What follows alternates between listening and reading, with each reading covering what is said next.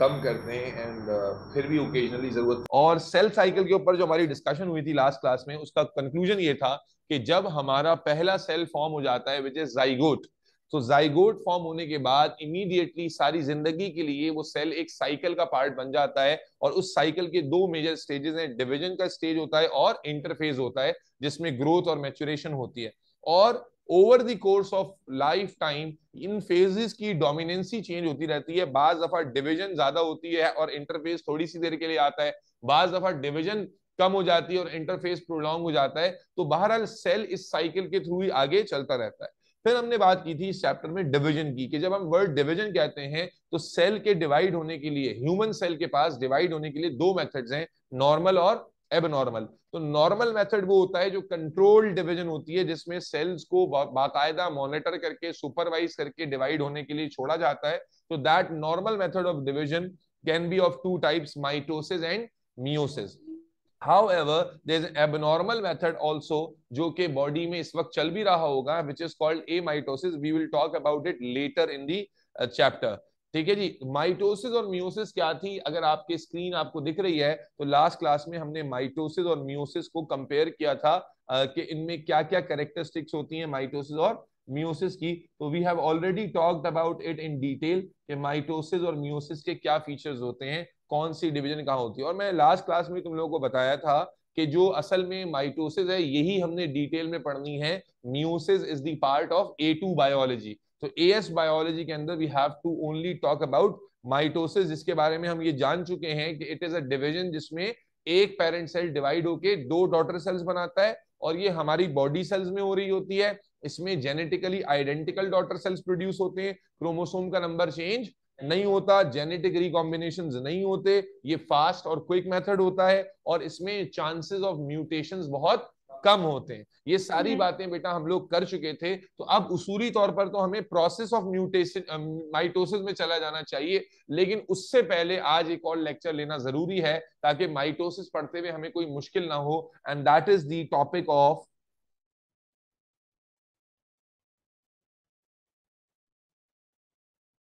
एक बहुत ही important discussion जो हमें अच्छे से पता होनी चाहिए, बिकॉज अब इसके बाद अगर इस टॉपिक में कंफ्यूजन रह जाती है ना, तो इट इज द फेलियर कि आप बायोलॉजी पढ़ रहे हैं और आपको ये बेसिक कंसेप्ट क्लियर नहीं है। और सच में एएस के अंदर बच्चों को बड़े मसले होते हैं क्योंकि ओ लेवल्स में आपको ये क्लियर हुआ ही नहीं होता। एंड आज हम बात करने जा रहे हैं पहले पोजीशन ऑफ क्रोमोसोम की। बिफोर स्टार्टिंग उसूली तौर पे हमें माइटोसिस की प्रोसेस को पढ़ना है, लेकिन उसको स्टार्ट करने से पहले हमें एक और टूल, एक इंफॉर्मेशन सीखनी है अबाउट पोजीशन ऑफ क्रोमोसोम के हवाले से। और ये एक बड़ा आसान सा कॉन्सेप्ट है, लेकिन चूंकि आपको क्लियरली स्पेसिफिकली पता नहीं होता, इसलिए बहुत सारी कंफ्यूजन आपको एग्जाम में हो जाएंगी। देखो, आपने कई दफा आफरीन टर्म सुनी हुई है तुमने, क्रोमोसोम है जी, जी क्रोमैटिन, सर। क्रोमैटिड है जी, ये टर्म सुनी है तुमने, नहीं सुनी है? जी सर, सुनिए। सुनी हुई है ना। बहुत सारी टर्म्स ऐसी हैं जो हमने सुनी हुई है, लेकिन जब एट एनी लेवल हम कहते हैं कि जरा स्पेसिफिकली बताइए कि what is chromosome, what is chromatid, what is gene, what is DNA, तो हमें उसका विजुअल पता ही नहीं है, विजुअली हमें कॉन्सेप्ट है नहीं। हम बस ऊट पटांग चबले मारते रहते हैं और इनको आपस में रिलेट भी नहीं कर पाते। हालांकि जब टीचर पढ़ा रहा होता है तो टीचर के सेंस से ऐसा लगता है कि सारी चीजें रिलेटेबल हैं, लेकिन आपको इनका एग्जैक्ट रिलेशन घंटा नहीं पता। तो आज आपको, इससे पहले कि आप यूनिवर्सिटी की लाइफ में जाके बेइज्जत हो जाएं, आपको ये कॉन्सेप्ट यहां पर क्लियर कर लेना जरूरी है। तो इमेजिन कीजिए बच्चों कि ये आपका सेल है। इमेजिन कि ये तुम्हारा क्या है, सेल है। एंड ये सेल के अंदर क्या है बच्चों, न्यूक्लियस। क्या है भाई सेल के अंदर? न्यूक्लियस। न्यूक्लियस है। हमजा भाई कहां मर गए फिर, ऑनलाइन आके जवाब नहीं देते हो।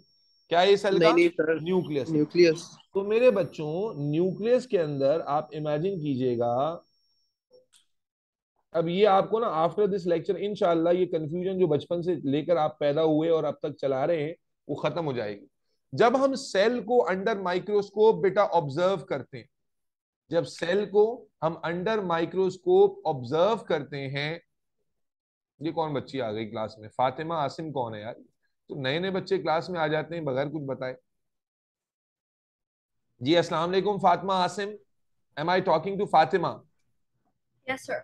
फातिमा, आप वही बच्ची हो जिसको हानिया ने रेफर किया था? जी सर। हाँ, और आप तो ओ लेवल एएस केमिस्ट्री के लिए नहीं थे? जी सर, एएस केमिस्ट्री के लिए था, लेकिन टाइमिंग्स सेट नहीं हुई थी अभी। टोटल टाइमिंग्स पता नहीं चली थी, इस वजह से अब कंफ्यूजन हो रही थी। क्यों, हानिया ने टाइमिंग बताई नहीं थी आपको? सर हानिया ने कहा था केमिस्ट्री के 3 to 4 PM की ऐसे टाइम। नहीं, और जब अच्छा, मैं आप ज्वाइन। मुझे अपने नंबर से मैसेज कर देते ना, तो मैं आपको आपको डायरेक्टली बता देता। आपको असल में वंस यू रजिस्टर तो आपको ग्रुप में ऐड कर देंगे, तो वहां पर टाइमिंग पता चल जाएगी। अभी के लिए केमिस्ट्री जो है वो 6 PM पे स्टार्ट होगी। ठीक है, अभी ओके बायोलॉजी सर। चल रही है बेटा। Okay sir, thank you. ठीक है, you can join through the same link at 6 PM। Okay sir. Thank you, अल्लाह हाफिज। थैंक यू चलें, so much. Position of chromosome पर बात हो रही है, तो पोजीशन ऑफ क्रोमोसोम में बेटा बहुत ही इंपॉर्टेंट कॉन्सेप्ट है कि बेटा जब हम सेल को अंडर द माइक्रोस्कोप विजुअलाइज करते हैं, तो बेटा ये समझना कि हमें उस सेल के अंदर एक नूडल लाइक स्ट्रक्चर नजर आता है, एक नूडल नुमा, एक थ्रेडेड स्ट्रक्चर नजर आता है, एक अजीब सा जम्बल्ड अप हुआ हुआ स्ट्रक्चर नजर आता है। मेरे बच्चे, इस स्ट्रक्चर को, जी हमजा, क्या कहते हैं स्ट्रक्चर को बेटा? क्रोमैटिन। क्रोमैटिन मटेरियल या क्रोमैटिन नेटवर्क। हमजा, कौन सा चैप्टर चल रहा है स्कूल में? सर एंजाइम शुरू हो गया, बायोलॉजिकल मॉलिक्यूल्स खत्म हो गया। और बायोलॉजिकल मॉलिक्यूल कैसा लगा तुम्हें? सर कुछ समझ वमझ तो आया नहीं, लेकिन खत्म हो गया बस। क्रोमैटिन, अच्छा, अभी जो इम्यूनिटी तुमने कवर कर लिया, या वो भी तुम्हारा अभी तुमने जमा करके रखा हुआ है? नहीं सर, वो मैंने सारे लेक्चर वगैरह सुन लिए, बस हाँ पास पेपर शुरू करूंगा। चलो, क्रोमैटिन नेटवर्क या क्रोमैटिन मटेरियल, ये है सेल का वो मटेरियल जो हमें नॉर्मल सेल में नजर आता है। न्यूक्लियस में जब हम देखते हैं तो इसके अलावा हमें कोई ना क्रोमोसोम दिखता है ना डीएनए, कुछ भी ऐसा नहीं दिखता। अब जरा समझना मेरे बच्चे, जब ये सेल डिवीजन में जाता है, उससे पहले तो कुछ भी नहीं दिख रहा, जब ये सेल कहां जाता है? डिवीजन में। जब ये सेल डिवीजन में जाता है, अब मैं सेल बार बार नहीं बना रहा, सिर्फ न्यूक्लियस बना रहा हूं, तो I am just drawing nucleus again. ठीक है, लेट्स से ये सिर्फ क्या है, न्यूक्लियस है, सेल नहीं बना रहा मैं, यहां लेबल भी कर देता हूं न्यूक्लियस। तो बेटा जब ये सेल अंडरगो करता है डिवीजन में, यहां मैं लिख देता हूं, ये डिवीजन शुरू हो गई, कोई भी टाइप की डिवीजन हो, it is the first time during division. जब डिवीजन शुरू होती है तो ऐसा पहली दफा होता है कि जो क्रोमैटिन मटेरियल हम सेल में देख रहे थे, जो पूरा एक नूडल लाइक नेटवर्क हम देख रहे थे, वो ब्रेक होना शुरू हो जाता है।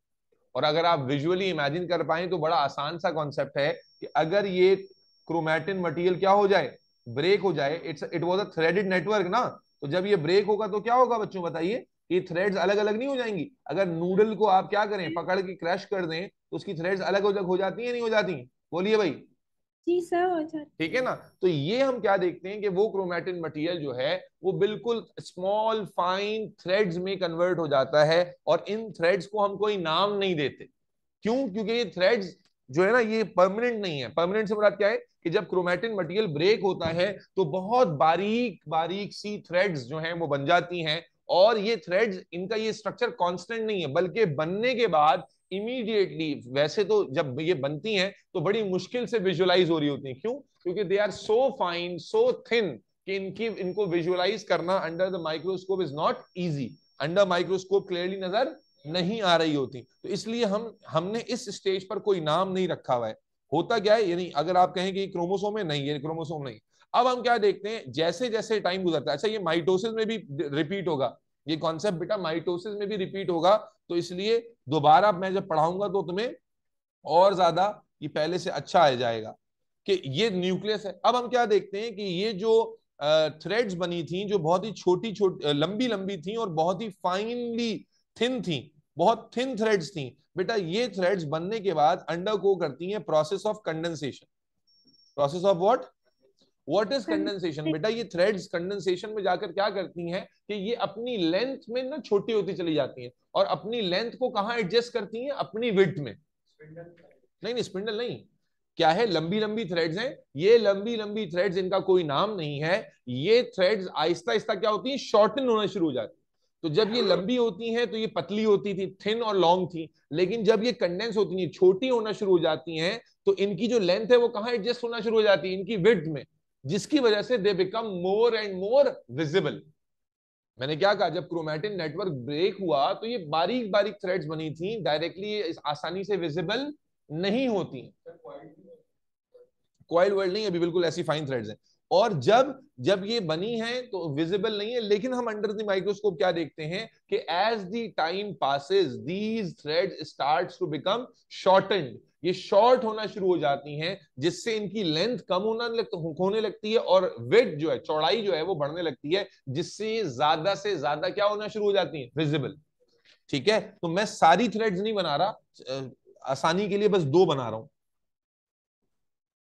तो इमेजिन करो कि एज द टाइम पासेस, तो हम क्या देखते हैं कि इनकी जो चौड़ाई है ना उसमें इजाफा होता है और इनकी लंबाई कम हो जाती है। And now can you see के उस पहले वाली डायग्राम के मुकाबले में they are now looking much more visible, yes और नो?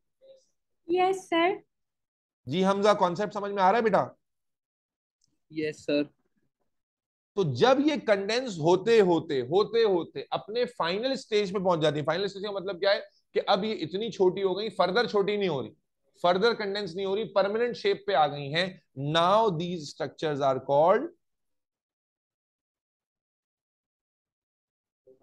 क्रोमोसोम। तो पहले तुम्हें समझ में आया कि असल में क्रोमोसोम्स ही थे जो लूज होकर क्रोमैटिन नेटवर्क बने हुए थे, यस और नो? तो पहला कनेक्शन बिल्डअप हो गया कि क्रोमैटिन नेटवर्क जब ब्रेक होता है तो थ्रेड्स बनती हैं, और वही थ्रेड्स पे टाइटन होकर, वही थ्रेड्स फिर कंडेंस होकर जब अपने असल हैयत में पहुंचती हैं, उनको हम क्या कहते हैं, क्रोमोसोम्स कहते हैं। ये बन गए क्रोमोसोम्स। Is that clear? ठीक है जी। अब जनाबे आली अगर हम आगे चले जाएं, ये पूरा विजुअल बेटा सारे बच्चों को समझ में आना चाहिए। अब अगर हम एक क्रोमोसोम पर फोकस करें, एक क्रोमोसोम पर, इस एक थ्रेड पर बिल्कुल 100,000 टाइम्स और ज्यादा फोकस करें, तो हमें ये थ्रेड अभी तक जो एक सिंगल थ्रेड के तौर पर दिख रहा था, जब हम इसे करीब से जाकर देखते हैं तो बच्चों ये कुछ ऐसा दिखना शुरू हो जाता है।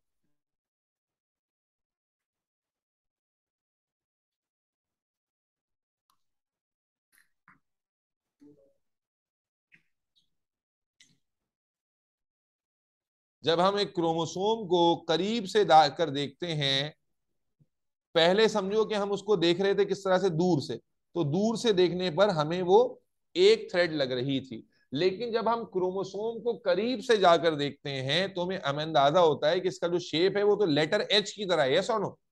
क्या नजर आ रहा है तुम्हें? ये शेप इसकी कैसे दिख रही है, लेटर एच की तरह। ऐसा था कि हम इसे ना पहले यहां से देख रहे थे तो हमें सिर्फ एक हिस्सा दिख रहा था, लेकिन अब जब हमने करीब से आके देखा और हाई पावर मैग्निफिकेशन पर देखा तो हमें अंदाजा हुआ कि जो एक क्रोमोसोम है, ये पूरा स्ट्रक्चर क्या कहला रहा है हमजा? ये पूरा स्ट्रक्चर कहला रहा है एक क्रोमोसोम, ठीक है? Yes sir. ये 2 क्रोमोसोम नहीं है बेटा, ये क्या है, एक एक क्रोमोसोम। क्रोमोसोम। तो अब तुम्हें नजर आ रहा है कि ये क्रोमोसोम 2 आर्म्स पर बना हुआ है, 2 आर्म्स हैं जो मिलकर एक क्रोमोसोम बना रहे हैं। इन आर्म्स को हम कहते हैं सिस्टर क्रोमैटिड्स। क्या कहते हैं? Sister chromatids. सिस्टर क्यों कह रहे हैं? क्योंकि ये एक ही क्रोमोसोम के 2 आर्म हैं, इसीलिए इनके लिए वर्ड क्या आ रहा है, सिस्टर क्रोमैटिड। बात समझ में आ गई? तो क्या अब यूं कहा जा सकता है कि chromosome is made up of 2 arms and those 2 arms are called, हाँ जी, those 2 arms are called sister chromatids, yes और नो? तो each chromosome is made up of 2 chromatids. क्या कंक्लूजन हुआ? Each chromosome is made up of 2 chromatids. और अगर आप गौर से देखें तो इन क्रोमैटिड्स में आपको ये नैरो पार्ट नजर आ रहा है? जी सर। बेटा ये नैरो पार्ट जहां पर ये दोनों क्रोमैटिड आपस में अटैच हुए हैं, कनेक्शन है ना, कॉमन पार्ट है, इस पार्ट को क्या कहते हैं बेटा हमजा? पता नहीं सर, आप बताएं। यार ओ लेवल्स क्या पढ़ी है तुमने? सेंट्रोमेयर। क्या कहते हैं? सेंट्रोमेयर। इस पार्ट को कहते हैं सेंट्रो। तो सेंट्रोमेयर क्या है? इट इज द कॉन्ट्रैक्टेड और the common part between 2 sister chromatids. दोनों सिस्टर क्रोमैटिड्स के दरमियान जो कॉमन पार्ट है उसे हम क्या कहते हैं? सेंट्रोमेयर कहते हैं। सही है जी। दोबारा समझिएगा, हमने कहा कि क्रोमैटिन मटेरियल जब ब्रेक होता है तो भाई बनती हैं बारीक बारीक थ्रेड्स, और उन थ्रेड्स को हम कहते हैं कुछ भी नहीं। फिर वो थ्रेड्स क्यों नहीं कुछ भी कहा? क्योंकि वो अभी परमानेंट शेप में नहीं आई होती। फिर आहिस्ता आहिस्ता वो थ्रेड्स कंडेंस होती चली जाती हैं, यहां तक के दे रीचेस टू फाइनल स्टेज जहां पर वो बिल्कुल ही शॉर्ट और विजिबल हो जाते हैं, and then we call them chromosome. फिर जब हम इनको फर्दर विजुअलाइज करते हैं तो हमें अंदाजा होता है कि ये जो क्रोमोसोम है ये तो असल में दो आर्म्स, दो हिस्सों पर मुश्तमिल है, यस और नो। और ये दो हिस्से, एक हमने ऐसे हाईलाइट कर दिया येलो कलर से,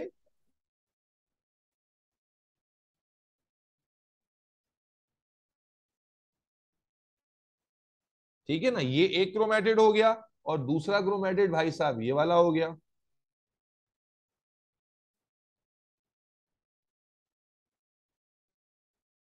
तो each chromosome is made up of two chromatids which we call sister chromatid. और फिर ये दोनों क्रोमेटिड एक कॉमन पॉइंट पर कनेक्ट भी होते हैं जिसको हम सेंट्रोमेयर कहते हैं। यहां तक मेरे ख्याल है बिल्कुल बात समझ में आ गई है। अब मेरे बच्चों और अंदर जा रहे हैं, देखो गूगल मैप की तरह ना हम हर स्टेप पे क्या कर रहे हैं, अंदर जाते जा रहे हैं, अंदर जाते जा रहे हैं।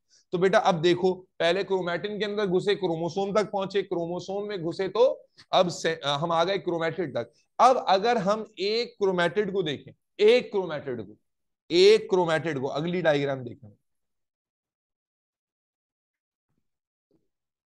अगर बच्चों मैं एक क्रोमेटिड को देखूं,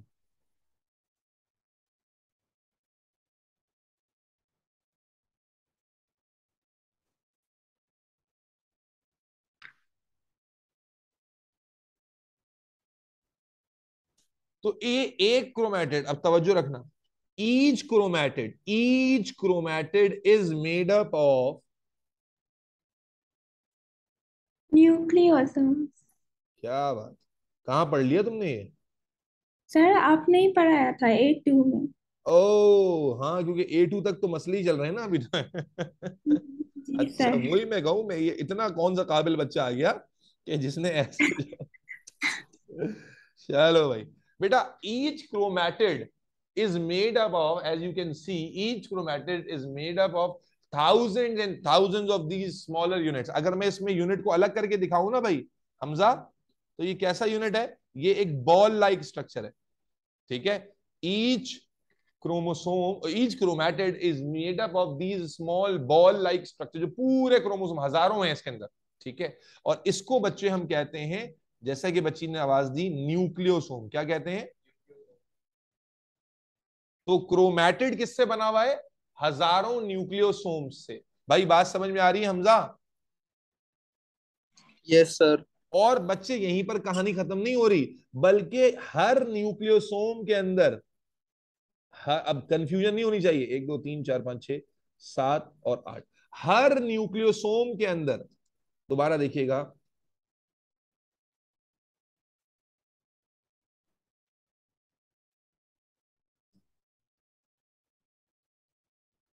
हर न्यूक्लियोसोम के अंदर 8 ग्लोब्यूलर प्रोटीन्स हैं। बायोलॉजिकल मॉलिक्यूल पढ़ाते हुए टीचर ने शायद एग्जांपल भी दी हो। हर न्यूक्लियोसोम के अंदर ये ब्लू बॉल्स हैं, देखो न्यूक्लियोसोम नाम है इस 8 के गुच्छे का, बंच का, और हर न्यूक्लियोसोम के अंदर ये जो ब्लू बॉल्स नजर आ रही हैं 8 तादाद में होती हैं, ये हिस्टोन प्रोटीन्स हैं, जो कि ग्लोब्यूलर प्रोटीन्स होते हैं। जब एग्जाम बायोलॉजिकल मॉलिक्यूल पढ़ाते हुए टीचर ने स्कूल में ग्लोबुलर प्रोटीन की एग्जांपल दी होगी, तो उन्होंने एंजाइम्स, हीमोग्लोबिन और ये हिस्टोन की एग्जांपल दी होगी। तो histone is a globular protein, ठीक है, जो न्यूक्लियोसोम में मौजूद होता है, न्यूक्लियोसोम को बनाता है। और मेरे बच्चों अब आखिरी बात सुनना, अभी और अंदर जा रहे हैं। ये जो हिस्टोन प्रोटीन है, जिस तरह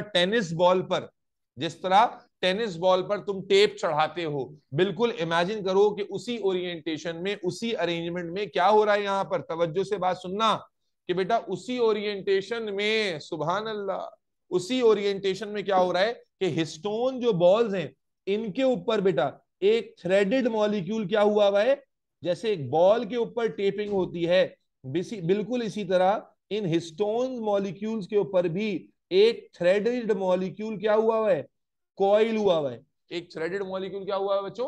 कॉइल हुआ है। And this threaded molecule is DNA। I hi DNA. तो पता चला डीएनए किथे मरंदी, किथे मरंदी से डीएनए इथे मरंदी। जब हम कहते हैं क्रोमैटिन तो असल में वो क्रोमोसोम से बना है, जब हम कहते हैं क्रोमोसोम तो असल में वो क्रोमैटिड से बना है, जब हम कहते हैं क्रोमैटिड तो वो न्यूक्लियोसोम से बना है, और जब हम कहते हैं न्यूक्लियोसोम तो वो हिस्टोन बॉल से बना है, और हिस्टोन बॉल पर एक थ्रेडेड मॉलिक्यूल रैप हुआ है, and that threaded molecule is DNA. तो डीएनए बेटा, तो अगर मैं अब डायरेक्टली कनेक्ट करूं तो क्या मैं कह सकता हूं कि chromatin material is made up of DNA? हाँ भाई हमजा चौधरी, जी क्या कहा जा सर सकता है कि chromatin material is made up of DNA? Sir जी शायद। भाई लिंक करो ना, समझ नहीं आ रहा इसका मतलब है। क्रोमैटिन क्रोमोसोम से बना था, क्रोमोसोम क्रोमैटिड से बना था, क्रोमैटिड के अंदर जो है वो ये न्यूक्लियोसोम थे, और न्यूक्लियोसोम में न्यूक्लियोसोम हिस्टोन और थे। डीएनए था। तो अल्टीमेटली जो बेसिक फाउंडेशन है वो किससे है? डीएनए से नहीं हुई? Yes yes sir. आ रही नहीं आ रही बात समझ में यार? वो कह दो अगर नहीं आ रही तो। सर आ रहे हैं थोड़ा थोड़ा, ये लिंक नहीं हो पा रहा सर, समझ तो आ गया। नहीं लिंक क्यों नहीं हो पा रहा भाई? देखो हम अंदर जा रहे हैं ना, क्रोमैटिन तोड़ा था तो क्रोमोसोम बने थे, क्रोमोसोम में अंदर जी गए सर। तो हमें क्रोमैटिड नजर आए, क्रोमैटिड हमने कहा यस कि सर। फर्दर कंपोज हुए में न्यूक्लियोसोम से, न्यूक्लियोसोम में हिस्टोन का पैकेट है 8 का, और उसके ऊपर रैपिंग हुई है डीएनए की। तो जब आप कहते हैं न्यूक्लियस में डीएनए मौजूद है तो किधर मौजूद है? यहां मौजूद है, जी जी सही है सर, हिस्टोन्स में। हिस्टोन के ऊपर रैप हुआ हुआ, हिस्टोन के जी ऊपर जी सही है। रैप हुआ हुआ, रैप जैसे हो। टेनिस बॉल में। तो मालूम हुआ जब हम ये टीचर पढ़ाता आता था इन जनरल के सेल के अंदर न्यूक्लियस होता है, वहां डीएनए होता है, तो हमें नॉर्मली तो डीएनए नजर नहीं आता था। तो वो डीएनए क्यों नजर नहीं आता? कि डीएनए असल में इस लेवल पे मौजूद है। क्लियर है ये बात? जी सर। Yes sir. बेटा देखो, ये अलग से मैं एक्स्ट्रा एफर्ट लगा के समझा रहा हूँ, ये बुक में तुम अभी पढ़ोगे तो ये नहीं मिलेगा कहीं तुम्हें। ये मैं इसलिए समझा रहा हूँ कि इस लेवल के बाद कोई तुम्हें चवले ना मारते रहो तुम लोग। अब अगर हम डीएनए में भी एक आखिरी लेवल कवर कर लें तो डीएनए क्या होता है? It's a double threaded molecule, ऐसा ही है ना? ओ लेवल में भी पढ़ चुके हैं कि it's a yes sir. Double. Double threaded molecule, है ना? हेलिकल स्ट्रक्चर होता है। तो ये डीएनए तो बड़ा, बहुत बड़ा मॉलिक्यूल है, और इतना सारा डीएनए रैप हुआ हुआ है, रैप हुआ हुआ है, रैप हुआ हुआ है, रैप हुआ हुआ है। और जरा समझना एक बात और, ये पूरा जो एक क्रोमेटिड है ना, एक क्रोमेटिड, इसमें एक न्यूक्लियोसोम है हमजा, या बहुत सारे न्यूक्लियोसोम है? सर बहुत सारे बहुत। न्यूक्लियोस होंगे। लेकिन इन पर जो डीएनए है ना वो एक ही रैप हुआ हुआ है। क्या मतलब? ये जो एक, ये मान लो कि ये डीएनए रैप हो रहा था, रैप होते होते उसने पूरी बॉल को रैप किया, अब ये जो निकला ना, इसी से हम दूसरे न्यूक्लियोसोम को भी रैप कर देंगे। इसी से, जैसे आप समझो एक लंबा सा टेप है हमारे पास, उसी टेप से हमने एक बॉल को रैप किया, टेप बच गया, उसी की कंटिन्यूएशन में दो को रैप किया, उसी से तीसरे को, चौथे को, पांचवें को, छठे को। ये सारे न्यूक्लियोसोम्स पर जो रैपिंग हुई हुई है एक क्रोमेटिड में, ये सारी एक ही डीएनए से है। इसका मतलब यूं कहा जाएगा कि each chromatid is actually one molecule of DNA. ये बहुत इंपॉर्टेंट है एमसीक्यू के लिहाज से। ईच क्रोमेटिड, हर क्रोमेटिड असल में पूरा का पूरा एक डीएनए के मॉलिक्यूल से बना हुआ है। कैसे याद रखोगे? कि आपने बताया, सर ने कहा था कि भाई ये जो क्रोमेटिड है इसमें न्यूक्लियोसोम्स है और उनमें रैपिंग हुई हुई है डीएनए की। तो ये पूरे के पूरे क्रोमेटिड पे जो रैप हुआ हुआ डीएनए है ये एक ही मॉलिक्यूल है, और दूसरे क्रोमेटिड पे दूसरा है। Is that clear yes sir. Hamza? Yes sir. अब समझ लो आखिरी बात, बेटा डीएनए तो बहुत बड़ा मॉलिक्यूल है, लेकिन डीएनए का सारा पार्ट फंक्शनल नहीं होता तुम्हारे अंदर। ठीक है, मान लीजिए कि इस डीएनए का ये वाला पीस फंक्शनल है, ये वाला पीस फंक्शनल है, जो मैं हाईलाइट कर रहा हूं वो पार्ट फंक्शनल है, ये फंक्शनल है, ये फंक्शनल है, ये फंक्शनल है। बेटा डीएनए के जो फंक्शनल सेगमेंट्स होते हैं इनको जीन कहा जाता है। ओ तेरी, ये तो पता चल गया आपको क्या होता है। डीएनए के जो फंक्शनल स्पीसीज होते हैं, जो आपके कैरेक्टर्स को कंट्रोल कर रहे होते हैं, जो एक्टिव होते हैं तुम्हारे अंदर, उन्हें क्या कहा जाता है? जीन्स कहा जी जाता है। बात समझ में आ रही है?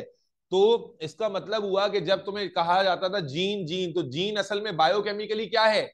डीएनए ही है। यस और no? Yes sir. Yes sir. Gene biochemically क्या है? डीएनए। यानी अगर मैं एक जुमला बोलूं तो तुम बताना समझ में आता है कि नहीं, कि सारी जीन्स डीएनए है लेकिन सारा डीएनए जीन्स नहीं है। यस और नो? यस सर समझ आ रहा है। Yes sir. सारी की सारी, क्योंकि देखो अच्छा ऐसा भी हो सकता है कि जो पार्ट तुम्हारे अंदर एक्टिव है वो तुम्हारे बच्चों में एक्टिव ना हो। उनके अंदर डीएनए का जो पार्ट यहां पर छुपा हुआ है, सो रहा है, इनएक्टिव है, वो उनके अंदर एक्टिव हो जाए। तो over the course of generation genes activate और डीएक्टिवेट होती रहती हैं। बट जीन होती क्या है?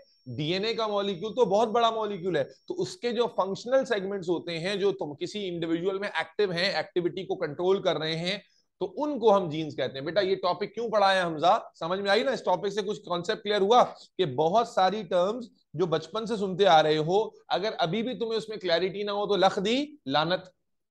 वो लख दी लानत को अवॉइड करने के लिए हमने क्या बताया कि सेल को जब हम देखते हैं तो हमें नजर आता है उसके अंदर एक कंडेंस्ड थ्रेडेड मटेरियल जिसे हम कहते हैं न्यूक्लियस।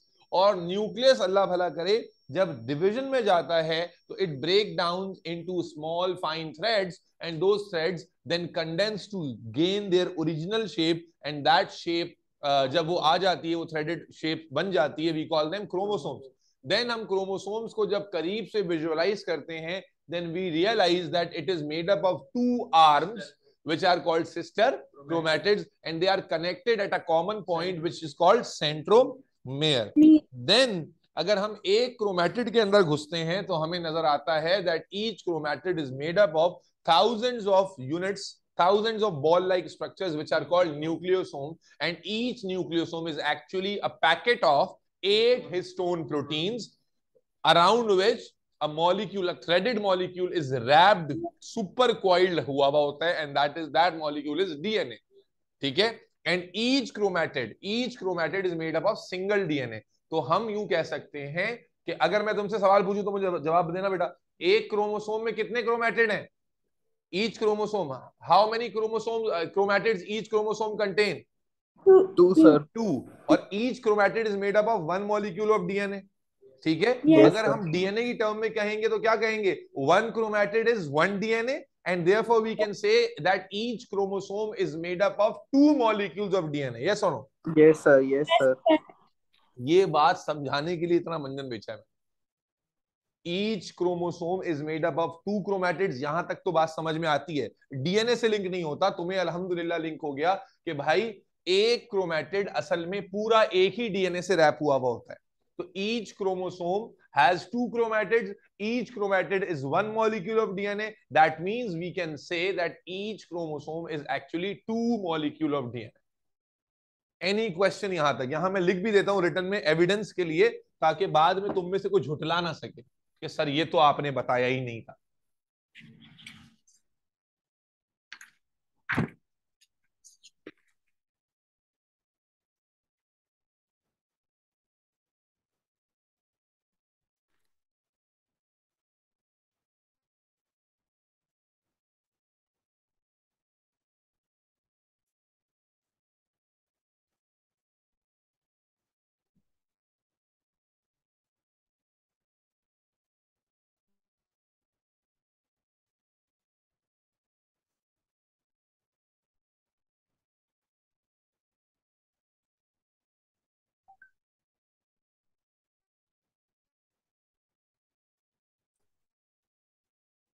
ठीक है भाई, हमारे सेल में कितने क्रोमोसोम होते हैं? हमारे ईच सेल में कितने क्रोमोसोम होते हैं जी?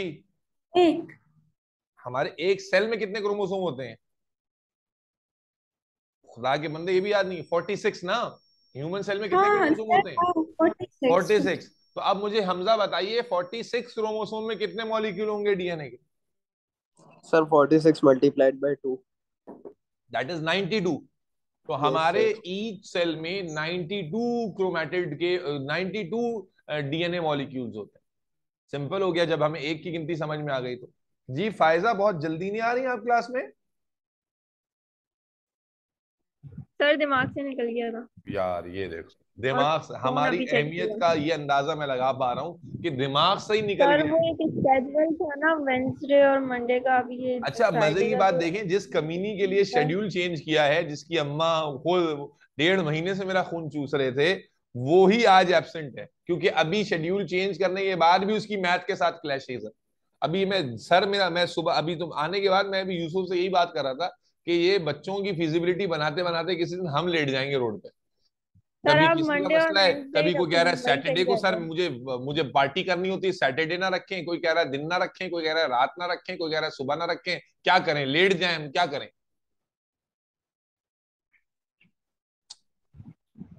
सर मेरे ख्याल से तो वही टाइमिंग सही है, सबका एक रूटीन बन गया वेंसडे और अब मंडे के हिसाब से। आपको क्या लगता है? मुझे नहीं सही था वो टाइम? मैं तो उस टाइम पे, अब उस चक्कर में क्या है, आपकी क्लास के साथ पहले ओ लेवल्स होती है वो भी चेंज की, अब उनमें और मुसीबतें आ गई।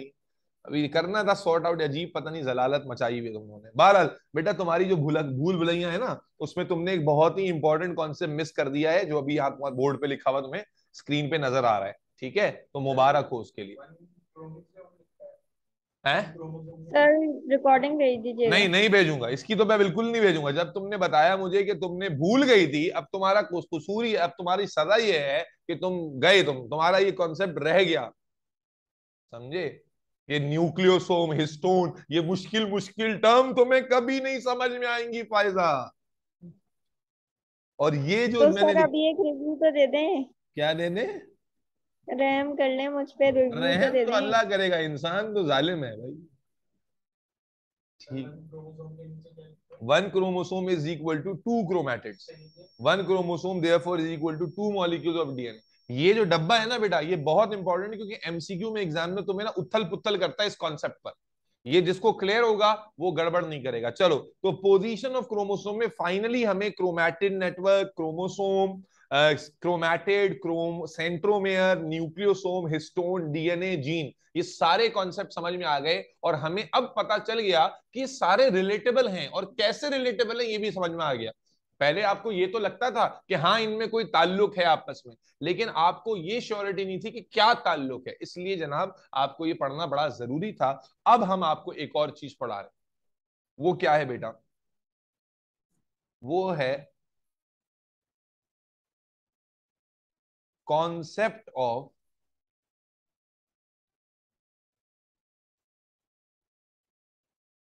टीलोमेयर। ये भी बड़ा तगड़ा, और ये आप पहले ओ लेवल्स में आपने नहीं पढ़ा था, ये ए लेवल्स में आप पढ़ रहे हैं कॉन्सेप्ट ऑफ टीलोमेयर। अब टीलोमेयर क्या है, उसके लिए आपको याद आना चाहिए कि क्रोमोसोम इनडायरेक्टली, हमजा, क्रोमोसोम किससे बना हुआ है? डीएनए से। At the end chromosome DNA से बना हुआ है या नहीं? Yes sir. चलो, अब इस कॉन्सेप्ट को समझने के लिए इतनी बात जहन में होना जरूरी थी, इसलिए अब जरा क्रोमोसोम दोबारा से बनाते हैं।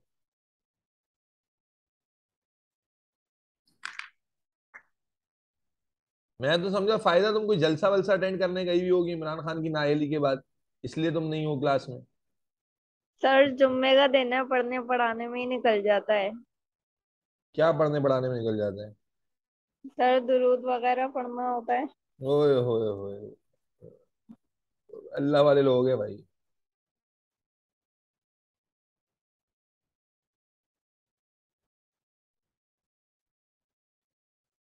ये क्रोमोसोम है।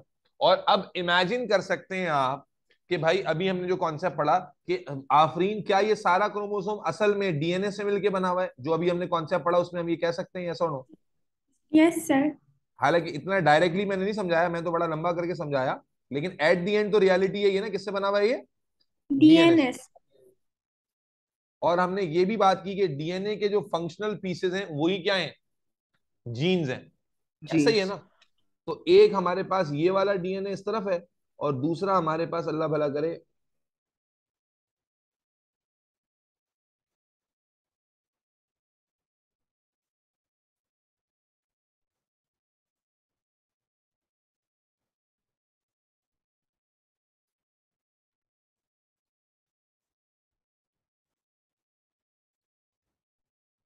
सुपर क्वाइल डीएनए यहां पर है।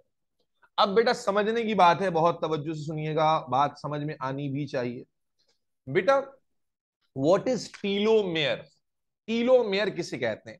बेटा किसी भी क्रोमोसोम, लिसन वेरी केयरफुल, किसी भी क्रोमोसोम के, या यूं कह लें किसी भी क्रोमैटिड के, ये जो टॉप एंड्स है ना, ये वाले टर्मिनल जो हैं, ये वाले और ये वाले, इन पोर्शंस को टीलोमेयर कहा जाता है। आप यूं समझ लीजिए इसको, बायोलॉजिकली हम बाज दफा ऐसे भी डिफाइन कर देते हैं कि दीज आर मॉलिक्यूलर कैपिंग्स। जैसे कैप होते हैं ना, सर पे टोपी पहनते हैं, बिल्कुल वैसे ही आप समझ लीजिए कि जनाब यहां पर भी क्या है, कुछ टोपी जैसा लग रहा है, कि जो क्रोमोसोम्स होते हैं which are made up of chromatid which is ultimately made up of DNA, उनके जो टर्मिनल पोर्शंस हैं, जो एंड्स हैं, चाहे इधर से या नीचे से, इन एंड के रीजन्स को क्या कहा जाता है? टीलोमेयर कहा जाता है, टीलोमेयर। अब सवाल यह है कि इनको अलग से नाम क्यों दिया गया है?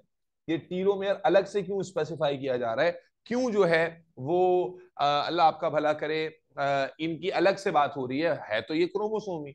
असल में समझिएगा कि क्या है, और बड़ा ही इंपॉर्टेंट है, आपको अल्लाह का शुक्र अदा करने का दिल चाहेगा जब आप इसके बारे में जानेंगे। देखो पहले तो समझ लीजिए कि टीलोमेयर क्या है, दीज आर टर्मिनल और molecular cappings on the chromosome. Chromosome के जो टर्मिनल्स हैं वहां अल्लाह ताला ने ये कैपिंग्स रखी हुई है। बने किस चीज से हैं, डीएनए से। बने किस चीज से हैं भाई, अभी हमने कहा ना पूरा क्रोमोसोम किससे बना हुआ है, डीएनए से। तो अब इनके बारे में बेटा खास बात क्या है समझना कि ये जो टीलोमेयर्स होते हैं ना, these are actually repetitive, made up of repetitive sequence of nucleotides which do not contain any functional gene। क्या है बेटा टीलोमेयर? देखो अभी हम डीएनए जब पढ़ेंगे अगले चैप्टर में, तो हम पढ़ेंगे डीएनए जैसे कार्बोहाइड्रेट मोनोसैकेराइड से बने होते हैं, जिस तरह प्रोटीन अमाइनो एसिड से बने होते हैं, तो डीएनए किससे बना होता है, न्यूक्लियोटाइड से। किससे बना होता है, न्यूक्लियोटाइड। तो मेरे बच्चे ये जो टर्मिनल कैपिंग्स हैं, ये जो टर्मिनल वाला पार्ट है telomere, what is the special thing about it कि ये जिस डीएनए से बना हुआ है, ये जिस भाई है तो क्रोमोसोम का पार्ट ना, तो ये डीएनए ही है जैसे बाकी है, लेकिन व्हाट इज स्पेशल कि बेटा ये जो टीलोमेरिक पार्ट होता है इस पर जो डीएनए है ये टोटली नॉन फंक्शनल डीएनए। कैसा डीएनए है, टोटली नॉन फंक्शनल डीएनए, यानी इसके न्यूक्लियोटाइड अलग अलग कोड्स नहीं रखते, बल्कि इसके एक ही जैसे, यानी ये जो पार्ट के डीएनए जिनको मैंने हाईलाइट किया हुआ है, ये जो डीएनए है ये सारा एक जैसा ही होता है, रेपिटेटिव न्यूक्लियोटाइड से बना हुआ होता है, जो कि फंक्शनल नहीं होते, बस बेकार होते हैं, नाकारा निकम्मे, इनका कोई काम नहीं होता। अब यहां जहन में फौरन से सवाल पैदा होना शुरू होगा कि काम नहीं होता तो अलग से हम क्यों पढ़ रहे हैं, थोड़ी देर में जान जाएंगे। तो मेरे बच्चे समझिएगा, टीलोमेयर क्या है, क्रोमोसोम्स के जो क्रोमैटिड्स हैं उनके जो टर्मिनल पोर्शंस हैं उनको हम टीलोमेयर कहते हैं। What is special about them कि these are made up of useless DNA, these are made up of those repetitive sequence of nucleotides. वो रेपिटेटिव न्यूक्लियोटाइड्स या रेपिटेटिव डीएनए से बने होते हैं जो जिसका कोई फंक्शन नहीं है, बस वो वहां पर मौजूद है। तो बजाहिर सुनने में ऐसा लगता है कि ये एक फालतू डीएनए, क्या मालूम होता है, फालतू डीएनए है, लेकिन मेरे बच्चों असल में ऐसा है नहीं। असल में ऐसा है नहीं। होता क्या है, जब मेरे बच्चे डिवीजन होती है ना सेल की, लिसन अब नाउ केयरफुली सुनिएगा बेटा, जब सेल की क्या होती है बच्चों, बोले डिवीजन, और सेल की डिवीजन में जब क्रोमोसोम डिवाइड होते हैं, भाई क्रोमोसोम भी डिवाइड होंगे ना, जब एक पेरेंट सेल से डॉटर सेल बनेगा तो क्या क्रोमोसोम डिवाइड नहीं होंगे, बोलो ऑनलाइन वालों, बोलो भाई, होंगे ना डिवाइड ऑनलाइन वालों। जी सर, डिवाइड हो। एक सेल डिवीजन में जाएगा तो एवरी डिवीजन में क्या सेल जब क्रोमोसोम डिवाइड नहीं होंगे, क्या होंगे ना। तो मेरे बच्चे अब लिसन केयरफुली, अब कॉन्सेप्ट अब समझ में आएगा, तवज्जो सुनना। होता यह है कि जब सेल डिवाइड हो रहा होता है, एट एवरी डिवीजन जो नए सेल में क्रोमोसोम आते हैं ना बेटा, उनका डीएनए कट डाउन होता चला जाता है। उनका डीएनए क्या होता जाता है, ये नेचुरल प्रोसेस है, ये कोई एबनॉर्मेलिटी नहीं है। हर बारी जब सेल डिवाइड होता है और उसका दूसरा सेल बन रहा होता है, पेरेंट सेल से डॉटर सेल बन रहा होता है, तो जब क्रोमोसोम कंस्ट्रक्ट हो रहे होते हैं, तो क्रोमोसोम को कंस्ट्रक्ट करने के लिए, क्रोमोसोम का डीएनए बनाने के लिए, chromosome is made up of DNA, तो डीएनए बनाने के लिए एक एंजाइम मौजूद है, डीएनए पॉलीमरेज।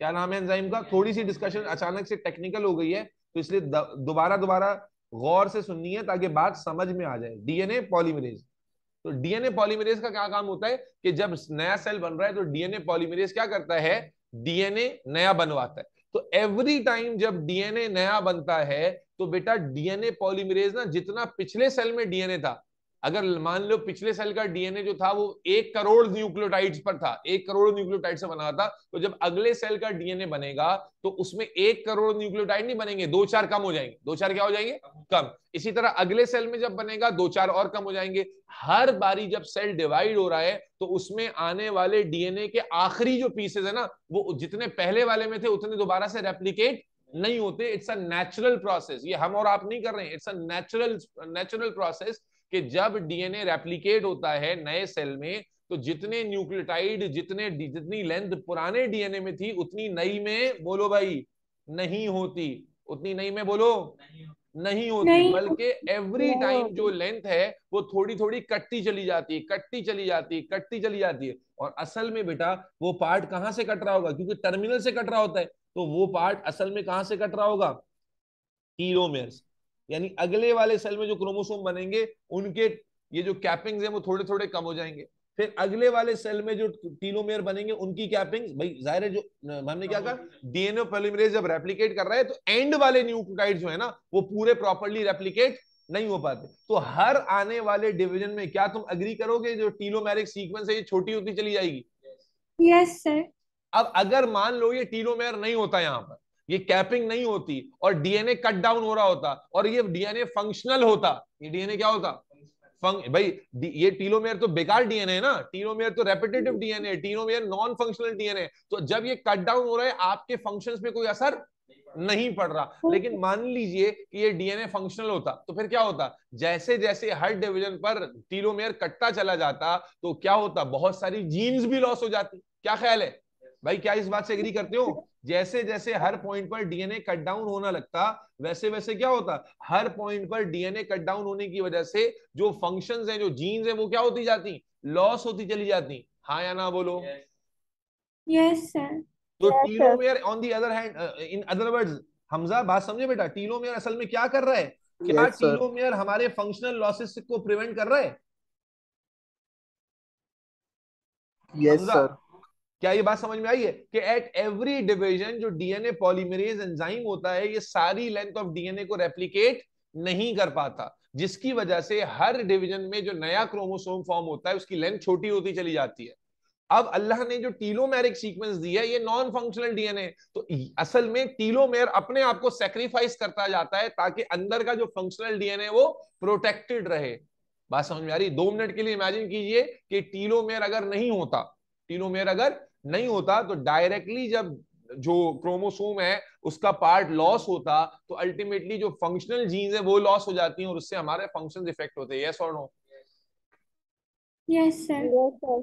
ये बात समझ में आई है सबको या नहीं आई है? Yes sir. हमजा बात नहीं आई समझ में? आ गई सर, आ गई। तो टीलोमेर इन अदर वर्ड्स क्या कर रहा है, सिंपल वर्ड्स में टीलोमेर क्या कर रहा है हमारे लिए, हमारे क्रोमोसोम को, हमारी जीन्स को क्या कर रहा है, प्रोटेक्ट कर रहा है। क्या कर रहा है बेटा? प्रोटेक्ट कर रहा है। अभी मैं यहीं पर बात छोड़ रहा हूं, अभी खत्म नहीं हुआ टीलो, बस अभी टीलोमेर का सिर्फ इंट्रोडक्शन दिया है, बात कुछ बातें और भी करनी है, लेकिन अभी 5 मिनट का ब्रेक दे रहा हूं, फिर केमिस्ट्री क्लास स्टार्ट करेंगे। तो कॉन्सेप्ट ऑफ टीलोमेर में तुम इतना समझ गए कि भाई इससे पहले टीलोमेर का क्या होते बता हैं, दो। क्रोमोसोम की मॉलिक्यूलर कैपिंग्स होती है। मॉलिक्यूलर क्या होती है? कैपिंग्स, जो बेकार डीएनए से बनी होती हैं, रेपिटेटिव नॉन फंक्शनल डीएनए से बनी होती हैं। क्यों? क्योंकि हमें पता चला कि जब सेल डिवाइड होता है तो एट एवरी सेल डिवीजन जो नया क्रोमोसोम आ रहा होता है उसमें डीएनए पूरी तरह से रेप्लिकेट नहीं होता, बल्कि आखिर के जो न्यूक्लियोटाइड्स हैं वो कट डाउन होते चले जाते हैं। तो हमारी ड्यूरिंग सेल डिवीजन जो असल में डीएनए कट डाउन होता है टीलोमेयर का होता है। टीलोमेयर एक सीक्वेंस अपने आप को सेक्रीफाइस करती है to protect the normal DNA, to protect the functional DNA, ताकि हमारे फंक्शनल लॉसेस ना हो। बस यहीं तक अभी मैंने बात बताई है, इसके आगे भी कुछ बातें हैं जानने की, इंशाल्लाह वो अगले सर सेशन में ऊपर बताऊंगा। का रिव्यू दे दे थोड़ा। नहीं नहीं, नहीं नहीं बेटा, नहीं नहीं नहीं, ये सब तो नहीं बता रहा मैं। गई फायदा, तुम गई, अब गई तुम्हारी नैया सर पानी। बता दूं सर। छोड़ो माना। तो टीलोमेयर के बारे में ये इंप्रेशन ले लिया आपने सबने कि टीलोमेयर एक प्रोटेक्टिव कैपिंग है, ये इतनी बात समझ में आ गई। और प्रोटेक्शन कब कर रही है? जब सेल डिवीजन हो रही है तो नेचुरली जो डीएनए है वो कट डाउन हो रहा है, तो वो डीएनए जो कट डाउन होगा वो फंक्शनल डीएनए नहीं होगा बल्कि वो टीलोमेरिक डीएनए होगा। हमजा चौधरी क्या कहते हो? यस सर, समझ आ गया। चलो 5 मिनट के ब्रेक के बाद केमिस्ट्री क्लास रिवाइज करके रखो, शेप्स को कंटिन्यू करना है।